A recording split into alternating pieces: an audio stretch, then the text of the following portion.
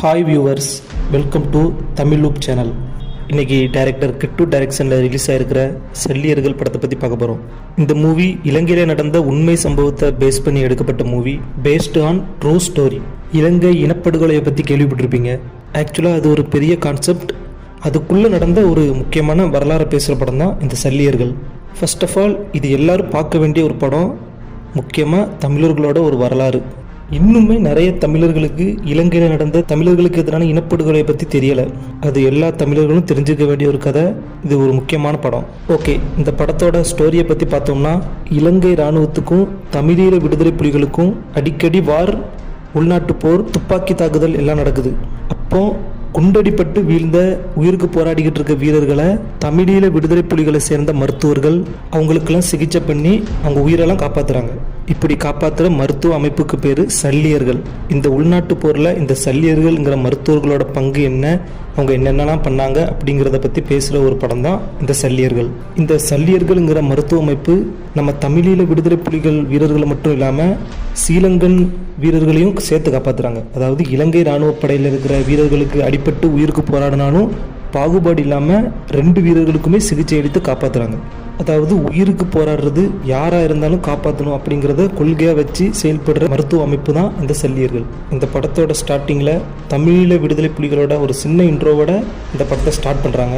அப்புறம் இந்த படத்தில் நிறைய உண்மை பேர்களை மாற்றிருக்காங்க. தமிழீழ விடுதலை புலிகள்ங்கிற நேமை மக்கள் விடுதலை புலிகள்ங்கிற மாதிரி மாற்றிருக்காங்க. அப்புறம் இலங்கை தமிழின தலைவர் பிரபாகரனோட பேரை கரிகாலன் அப்படின்னு மாற்றிருக்காங்க. இதெல்லாம் படத்துக்காக மாற்றினாங்களா இல்லை வேற எதுவும் பிரச்சனை வரக்கூடாது அப்படிங்கிறதுக்காக மாற்றினாங்களான்னு தெரில. ஆனால் நிறைய விஷயங்கள் கொஞ்சம் கொஞ்சம் மாற்றிருக்காங்க. அப்புறம் இந்த படத்தில் நடித்த எல்லா ஆர்டிஸ்ட்டுமே ரொம்ப நல்லா நடிச்சிருந்தாங்க. இந்த படத்தில் எல்லா ஆர்டிஸ்ட்டுமே நியூ ஃபேஸ் தான், யாருமே தெரிஞ்ச முகம் கிடையாது. நியூ ஃபேஸை வச்சு ஃபுல்லாக இந்த படத்தை எடுத்திருக்காங்க. ஆக்டர் கருணாஸ் மட்டும்தான் பழைய ஆக்டர், எல்லாத்துக்கும் தெரிஞ்ச ஒரு ஆக்டர். இதனாலேயே இந்த படத்துக்கான ப்ரொமோஷன் கிடைக்கல. இந்த படம் நிறைய பேருக்கு தெரியாமலே போயிட்டு. இந்த படத்தில் ஒரு ஹீரோயின் இருப்பாங்க, அவங்க ரொம்பவே நல்லா நடிச்சிருந்தாங்க. இலங்கை தமிழர்களுக்காக ஆண்கள் மட்டும் இல்லாமல் நிறைய பெண்களுமே போராட்டத்தில் ஈடுபட்டிருக்காங்க. இராணுவத்தில் இருந்திருக்காங்க, மருத்துவத்துறையில் இருந்திருக்காங்கிறத ஒரு வரலாறு சொல்லியிருக்காங்க. பெண்கள் இராணுவ படையை பற்றியுமே இந்த படம் பேசுது. அப்புறம் கருணாஸ் கொஞ்சம் சீனில் தான் வராரு, அவரும் நல்லாவே நடிச்சிருந்தாரு. அப்புறம் நிறைய சைடு ஆர்டிஸ்ட்லாம் ரொம்பவே நல்லா நடிச்சிருந்தாங்க. இந்த படத்தோட டூரேஷன் 1 மணி நேரம் 40 நிமிஷம் தான் இருக்கும்.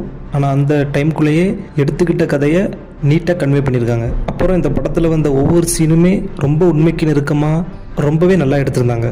அப்புறம் இலங்கை இராணுவம் எந்த அளவுக்கு மிருகத்தனமாக நடந்துக்கிட்டு அப்படிங்கிறத சொல்கிறதுக்காக ஒரு சில சீன்லாம் இருக்கும். அடிப்பட்ட வீரர்களை காப்பாற்றுறதுக்காக நிறைய பிளட்ஸை கலெக்ட் பண்ணி வச்சுருப்பாங்க. இது இலங்கை இராணுவத்துக்கு தெரிஞ்சிடும். உடனே ஸ்ரீலங்கன் ஆர்மி கேஷுவலாக உள்ள வீட்டுக்குள்ளே போய் அவ்வளோ பிளட் சாம்பிள்ஸையும் கீழே போட்டு மிதித்து, அடிப்பட்டவங்களை காப்பாற்றுறதுக்காக வச்சுருந்த அவ்வளோ ரத்தங்களையும் கீழே போட்டு கொட்டி காலாலேயே மிதித்து எல்லாத்தையும் வேஸ்ட் பண்ணிடுவாங்க. அப்புறம் தமிழ் படையில் இருந்த வீரர்களை அப்படி காப்பாற்றுறதுக்கு முயற்சி பண்ணீங்க அப்படின்ட்டு அந்த பிளட் டொனேட் பண்ணவங்களையும் கொண்டுருவாங்க. இந்த சீன் ரொம்பவே இம்பார்ட்டண்டான சீன் இந்த படத்தில். ஒரு இலங்கை இராணுவம் நினச்சா தமிழர்களை எப்படி வேணால் கொல்லலாம், ஈஸியாக தமிழர்களை வீடுக்குள்ளே போய் கொண்டுடலாம் அப்படிங்கிற ஒரு சீனாக வச்சுருப்பாங்க. ஆக்சுவலாக இதுதான் இலங்கையில் இருந்த ஒரு உண்மையான நிலவரம். அவங்க பாட்டுக்கு உள்ளே போய் அவங்களுக்கு யாருக்கு மேலே சந்தேகம் இருக்கோ அவங்கள போய் நாய் சுடுற மாதிரி சுட்டு கொண்டுருவாங்க. இது ஒரு உண்மையான ஸ்டோரி. அதை ஈஸியாக கன்வே பண்ணியிருப்பாங்க. இந்த சீன் படத்தில் ரொம்பவே இம்பார்ட்டண்டான சீன். அப்புறம் படத்தில் டைலாக்ஸுமே ரொம்ப நல்லா இருந்துச்சு. டைலாக்ஸ்லாம் கொஞ்சம் கம்மி தான் இருந்தாலுமே ரொம்ப பவர்ஃபுல்லாக எழுதியிருந்தாங்க. அப்புறம் இது ரொம்பவே முக்கியமான ஒரு டைலாக். ஒரு ஸ்ரீலங்கன் ஸ்டூடெண்ட் டாக்டர் ஆகணும்னா 60% 70% மார்க் எடுத்தால் போதும். ஆனால் ஒரு இலங்கை தமிழ் மாணவன் ஒரு டாக்டர் ஆகணும்னா 90% எடுக்கணும். அப்போ தான் அவங்களுக்கு ஈக்குவலாக சீட்டு தருவாங்க அப்படிங்கிற ஒரு பாலிடிக்ஸையும் ரொம்ப ஈஸியாக சொல்லியிருந்தாங்க. அப்புறம் படத்தில் லொக்கேஷன்லாம் ரொம்பவே நல்லா இருந்துச்சு. நிறைய உண்மையான இடத்துல போய் எடுத்த மாதிரியே இருந்துச்சு எல்லா லொக்கேஷனும். இது ஒரு லோ பட்ஜெட் படம் தான். அந்த பட்ஜெட்டுக்குள்ளே என்னென்ன பண்ண முடியுமோ அதெல்லாம் ரொம்பவே நல்லாவே பண்ணியிருந்தாங்க. மியூசிக்குமே படத்தில் ஓரளவு நல்லாவே இருந்துச்சு. மியூசிக் பெருசாக மைண்டில் நிற்கலனாலும் இந்த படத்துக்கு தேவையான ஒரு மியூசிக்காக தான் இருந்துச்சு. அப்புறம் இந்த படத்தோட டைரக்டர் கிட்டு இந்த ஸ்டோரியை சூஸ் பண்ணுறதுக்காகவே அவர் நம்ம கண்டிப்பாக பாராட்டலாம். ரொம்பவே நல்லா இந்த ஸ்டோரியை எடுத்திருந்தார். ரொம்ப எல்லாருக்கும் புரிகிற மாதிரி ஈஸியாக கன்வே ஆகிற மாதிரி ஸ்க்ரீன் பிளே எழுதியிருந்தார். ஆர்டிஸ்ட்லாம் பேசுகிற இலங்கை தமிழ் எல்லாமே ரொம்பவே நல்லா இருந்துச்சு. ஆக்சுவலாக இது இந்த டைரக்டரோட செகண்ட் ஃபிலிம். இதுக்கு முன்னாடி மேதகுன்னு ஒரு படம் டைரக்ட் பண்ணியிருப்பார். அதுவும் ஒரு பேஸ்ட் ஆன் ட்ரூ ஸ்டோரி தான். தமிழீழ விடுதலை புலிகள் பற்றின ஒரு கதை தான். அதாவது தமிழீழ விடுதலை புலிகள் தலைவர் பிரபாகரனோட லைஃப் ஸ்டோரி. இலங்கை இனப்படுகொலையை பற்றி பேசுகிற ஒரு முக்கியமான ஸ்டோரி. அந்த மூவி பேர் மேதகு. கண்டிப்பாக அந்த மூவியும் போய் பாருங்கள். அந்த மூவியோட ரிவ்யூ வேணும்னா கமெண்ட் பாக்ஸில் கமெண்ட் பண்ணுங்கள். ஆக்சுவலாக அந்த மேதகு மூவியுமே வந்தது நிறைய பேருக்கு தெரியாது. ஒரு சில தமிழ் பற்று இருக்கிறவங்க மட்டும் இந்த மூவியை தேடி போய் பார்த்துருப்பாங்க. மிச்சம் எல்லாருக்கும் இந்த மூவி போய் சேரக்கூடாதுங்கிறதுக்காகவே நிறைய பேர் வேலை பார்த்துட்டு இருக்காங்க. ஆக்சுவலாக இந்த சல்லியர் மூவிக்கே தேட்டர் தரல.